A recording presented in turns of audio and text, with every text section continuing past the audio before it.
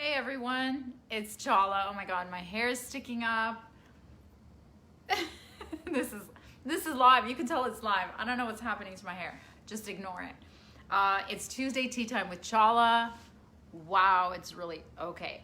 I don't even know how to go back on live. Like, this would be a time where I'd be like, hit pause, delete, and start over again, but it's live, so you can't do that. So welcome to Tuesday Tea with Chala. Again, I'm not drinking tea. I am drinking my protein hot chocolate because I'm trying to get more protein grams in every day. But you already know that. Thank you so much for all of you who expressed your sympathies for my eye. I didn't actually have the operation last week, but it's scheduled for the 16th, so I won't be doing the Tuesday Tea Time, probably not.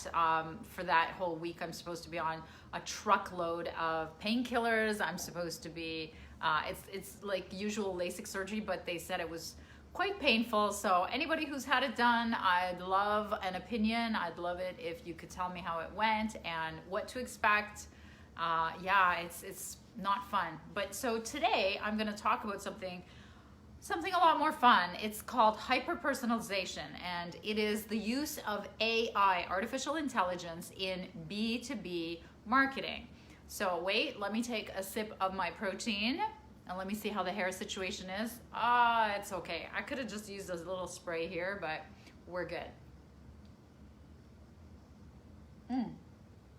Hi, Brenda. All right, so what is the hyper-personalization of sales and marketing in B2B space? So let me tell you what AI is and how it works. Did you guys ever watch the Netflix series called, hey, Crystal, the Netflix series called House of Cards? The way that they came up with that was through the use of AI. So what AI is, artificial intelligence. So it's studying a whole bunch of data and then learning from that data as if it's a human being. So machine learning is the ability for computers to learn by themselves from multiple sources of data without prior programming or without a human intervention. And so, believe it or not, how Netflix came up with the House of Cards is they created a triangulation. So they took data from different data points. So what they did is they created a triangulation between the viewers who watched the BBC original production of the House of Cards. Then they took the viewers who loved Kevin Spacey movies, the actor. Then they took people who loved the director David Fincher movies. And what they did is they triangulated the preferences and the data surrounding these people and created a whole series that then went on to win 3 Emmys and became like a long-running, hugely popular show. Now, Netflix is so good at this AI stuff that they did it again. I mean, they're doing it all the time. But for example, my favorite, The Crown, is yet another example. They took the population of people who watch all this, period dramas that have to do in England. They take all the data of the people who are starring in The Crown, then they, people who watch those people, then they take movies that are similar to The Crown, and so on. So then they triangulate into what kind of new series, and in their terms, products, would have a lot of buyers, and The Crown was born. So, and I love The Crown, and it's hugely popular. So now, how does AI look like in marketing? Like, what would be the steps to do in marketing if you wanted to do it in your business? So the first step in using AI is you identify the customer needs. So what is it, and this is when I often talk about what is the pain, right? And so let's say for me, what they're looking for is either differentiation or how to tell their messaging better or how to do outreach in a way that doesn't get rejected. They're looking for a marketing strategist. So those are some of the pain points. So first you identify what are the pain points that the customer is looking for. The second is you map the customer journey. So for example, first would they talk to colleagues to find a marketing consultant like me? Then what words would they Google? Then, how could we then build a personalization at what stage of that journey to them that addresses them at that exact point? Would it be pop-ups or bots, or would it be calling them back in person? So that's step number 2, is the map the customer journey. Step number three is the building the customization. And then step number 4 is that, implementing the strategy with technology. So for example, when a prospect goes to this part of the web page, you would give them this kind of content. Or when they move on to this kind of content, then you would give them another kind of data. And all of this is not being decided by you, which is like what we do, which is the funnels, but they are being directed by artificial intelligence, that once the prospect is in your funnel, it learns from the behavior of that prospect and gives that prospect personalized things. So and I'll get into that, but it's mind-boggling what this can do, because there's no limit, because it's not bound to a programming. It is literally, the machine is learning on its own. And it's very scary. There's all sorts of scary movies about killer women that are machines, and killer, gosh, the Terminator. But right now, before anybody kills anybody, in marketing and sales, it's being used to amazing success and results. So here are some some concrete B2B ways to use it in your marketing, use AI in your marketing. So one is content. Content is king. It will always be king. Look at what happened during coronavirus. Everybody was, everything's shut down. Everything is stalled, and yet everybody's driven to watch content. And the people that are making content, I talked to a friend of mine who writes scripts for movies for a TV channel. He has never been busier. And he was going to retire because things had slowed down so much last year, or the year before the corona. But all of a sudden he was called back into action, and he hasn't stopped working day and night, because content is what people are demanding. So content will always be king. Now, if you're going to have AI to actually create content, what the experts are doing is they're not recommending having that SEO-based generic churn machine throwing out content. What they're saying is the creation of the content still needs to be creative enough and personal enough to the author and their style, so that it's readable, it's different, it's exciting, it's emotional. So don't leave the creation of the content to AI, but here's what AI can help you do, is it can help you scan your entire content base, like your website and your videos and your blogs and your speeches and whatever you're training, and then it can cut and paste according to the need of the customer journey in the moment that they need it, and serve it to them in the format and the timing. And that is absolutely something that you can't really personalize as well as a machine, and you can't automate as well as a machine. So those are some of the ways that you can use. So content, non-creation but delivery. That's AI way number 1. Number 2 is social media. And one of the things that I learned from my team, and Crystal is my team, is on my team, is the Facebook lookalike audience. So that is based on AI, and how you feed who you want to advertise to on Facebook is one.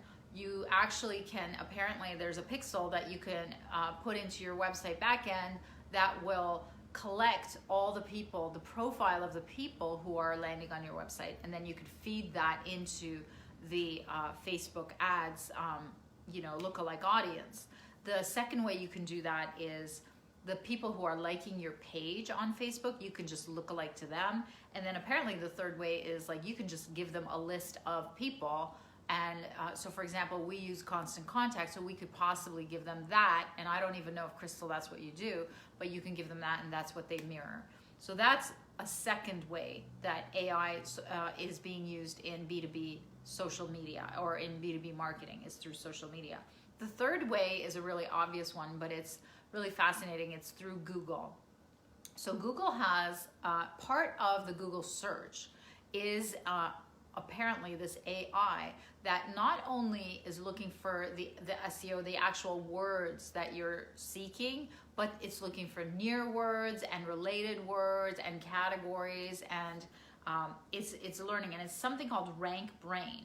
So what it does is it searches the content for user intent, and if you create content with a very specific target and a very specific problem that they have, that's how you're going to be able to maximize the Google Rank Brain AI.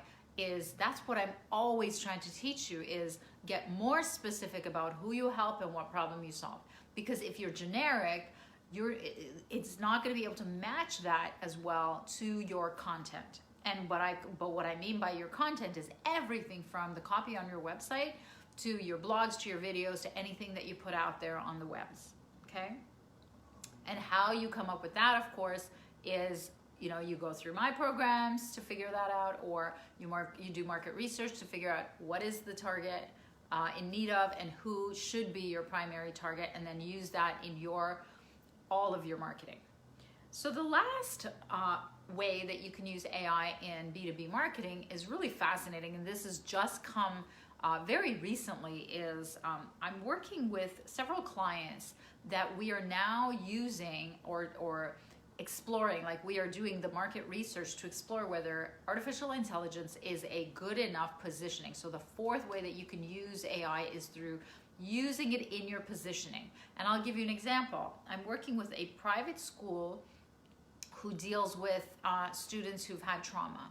And one of the things that we've discovered is there are uses of AI in trauma therapy and in actual schooling, like education, where they capture the student or the subject's voice and facial expressions to map them to people who have either high anxiety or they're in depression or whatever else, that they map the words that the child is using with the expression of the face that the child has, the cadence of the words, the pitch of the sound. It's unbelievable the number of data points that you can gain from taping someone talking to their teacher or their therapist and overlaying that with the teacher and therapist's own experience, skill set of a prognosis, treatment, or any other way of diagnosing and helping this person. So imagine if a private school was to offer AI-based trauma training. Like, that is a unique positioning.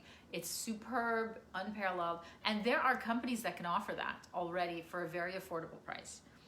Another client who has a company that does process improvement. He's a process improvement consultant, and one of the things that we're market testing is for him to be able to use AI, which is like thousands of multiple data points, and then the machine learns by itself to use those data points to improve processes, to reduce the time, reduce accidents, reduce cost. And so if he's positioning himself as the AI consultant for process improvement in manufacturing of, let's say, automotive, then he's gold, because nobody's using that positioning. So unless somebody's already using that positioning in your exact super niche, then it is a brilliant, brilliant, brilliant way to differentiate yourself and to position yourself, you guys. So AI is used for so many things. It's used for like new products. So in healthcare, there are machines that learn your body and personalize and individualize a treatment for you. There are forecasting AI software that increase your forecasting accuracy in manufacturing, so you don't make more of something. It doesn't sit in inventory, or you're not caught short. Like, remember the toilet paper, right? It's all, mind you, I don't think any AI could have predicted that, or maybe I'm wrong. Maybe AI really is smarter than us humans. But I mean, I remember when I was a brand manager, the way that we used to do forecasting was by, almost like by Excel. So that was the old way of doing things. So AI is just, I love it. and the topic today was hyper-personalization. Everything, including medicine, is going to be personalized. Everything you get, from your Amazon recommendations to your Netflix recommendations, everything is studying you. So the bigger question is whether, you know, people are bothered by the violation of their privacy, because you are data. Everything you do is data. It's captured. And that's why there's, you know, all sorts of ethical debates about it. So I conclude with, I'm a big fan of AI because I remember when I was breastfeeding my little guy and I was bored to death at home. You know, that's, of course, he's 11. I used to run to my mailbox to pick up the latest Amazon book that I had ordered online. And at the time, it was even before Kindle. So I was getting like those books in hard copy, and I would like run, and they would always have an amazing suggestion. And they would always send me the exact thing that I'd be interested in reading. And that's when I learned about AI. I was like, this is amazing. These algorithms, these, you know, things that learn from me as a consumer. As a marketer, I'm in love with what they can do. As a concerned mom, I'm a little bit less sure about the violation of privacy, because I'm not always sure that it's always going to be used for good. So you guys, with that note, I'm taking a sip of my protein, not tea, protein, and I would love your comments and suggestions, and I'll see you until next time. My surgery's on the 16th, so I have a couple more weeks so that I can see you. All the best, you guys.